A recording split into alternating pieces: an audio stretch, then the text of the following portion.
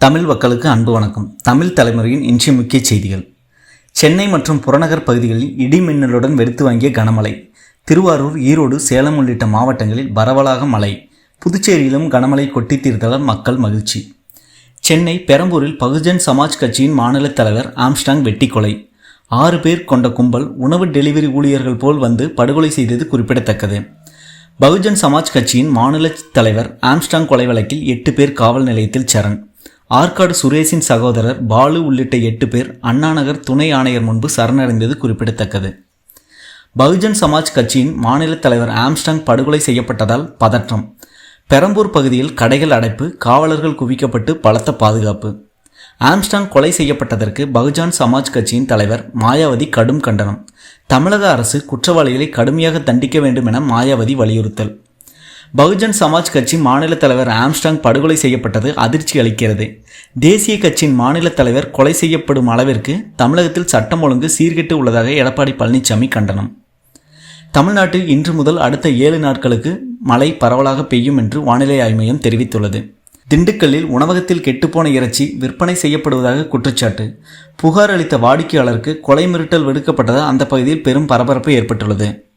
மத்தியில் பலவீனமாக உள்ள மோடி அரசு அடுத்த மாதம் கவிழ்ந்துவிடும் என ராஷ்டிரிய ஜனதா தளம் கட்சியின் தலைவர் லல்லு பிரசாத் யாதவ் ஆறுதல். பீகாரில் 2 வாரங்களில் 12 பாலங்கள் அடுத்தடுத்து இடிந்து விழுந்ததால் 14 பொறியாளர்கள் பணியிடை நீக்கம்.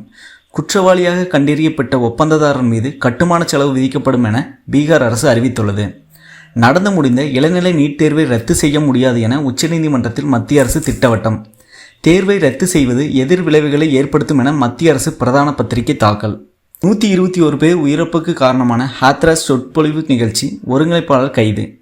டெல்லி காவல்துறையில் சரணடைந்த முக்கிய குற்றவாளி தேவபிரகாஷ் மதுவுடன் காவலர்கள் தீவிர விசாரணை நடத்தி வருவது குறிப்பிடத்தக்கது. செல்போன் கட்டணம் உயர்வால் பொதுமக்கள் மீது ஆண்டுக்கு 34,824 கோடி சுமை. நாடாளுமன்ற தேர்தல் முடியும் வரை செல்போன் கட்டண உயர்வை நிறுத்தி வைக்கப்பட்டதன் பின்னணி என்ன என்று காங்கிரஸ் கேள்வி. பிரிட்டன் தேர்தலில் வெற்றி பெற்ற தமிழ் பெண்ணுக்கு முதலமைச்சர் மு.க. ஸ்டாலின் அவர்கள் வாழ்த்து தெரிவித்துள்ளார். பிரிட்டன் எம்பி உமா குமார் தமிழ் சமூகத்திற்கு பெருமை சேர்க்க வேண்டும் என வலைதளத்தில் பதிவு. தமிழகத்தில் பாஜக மாநில செயற்குழு கூட்டம் சென்னையை அடுத்த திருவேற்காட்டில் இன்று நடைபெறுகிறது. செயற்குழு கூட்டத்தில் சிறப்பு அழைப்பாளராக மத்திய அமைச்சர் சிவராஜ் சிங் சௌகான் பங்கேற்பு. 37 கோடி ஏர்டெல் வாடிக்கையாளர்களின் ஆதார் தரவுகள் திருடப்பட்டு விற்பனைக்கு வந்திருப்பதாக தகவல் வெளியாகியுள்ள நிலையில் வாடிக்கையாளரின் தரவுகள் பாதுகாப்பாக இருப்பதாக ஏர்டெல் நிறுவனம் தற்போது விளக்கம் அளித்துள்ளது. திருப்பத்தூர் மாவட்டத்தில் பிரேக் பிடிக்காத அரசு பேருந்தை சாமர்த்தியமாக கியர் போட்டு நிறுத்திய ஓட்டுநர். பழுதான அரசு பேருந்தை மீண்டும் எடுக்க முடியாததால் போக்குவரத்து நெரிசல் ஏற்பட்டுள்ளது. கோலாலம்பூர் விமான நிலையத்தில் வாயு கசிவு ஏற்பட்டதில் பரபரப்பு. வாயு கசிவால் விமான பொறியியல் ஊழியர்கள் 40 பேர் பாதிப்பு. யூரோ கால்பந்து உலகக்கோப்பை போட்டியில் கால் இறுதியில் ஜெர்மனியை வீழ்த்தி ஸ்பெயின் அணி வெற்றி. போர்ச்சுகல் அணியை போராடி வீழ்த்தி அரையிறுதிக்கு முன்னேறியது பிரான்ஸ். இந்திய ஜிம்பாப்வே இடையேயான T20 கிரிக்கெட் தொடர் இன்று தொடக்கம்.